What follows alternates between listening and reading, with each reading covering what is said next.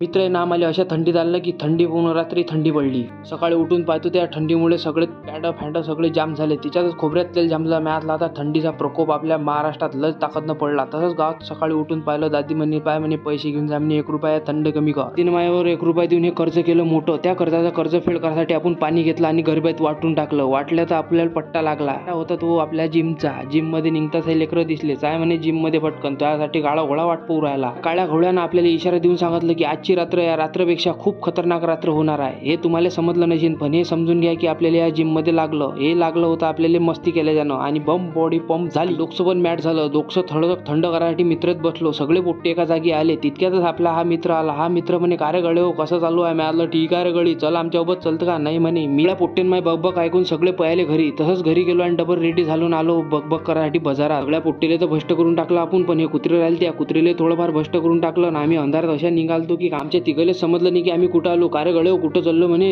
आम्ही म्हटलं चाललो आम्ही आमच्या घरी। पाहतो तर काळा समुद्र लागला। या काळ्या समुद्रात थाकना पुरे आमचा। तितक्यात म्हटलं चला घरी पटकन। जर तुम्हाला व्हिडिओ आवडला असेल तर फॉलो पण करून घ्या लवकर।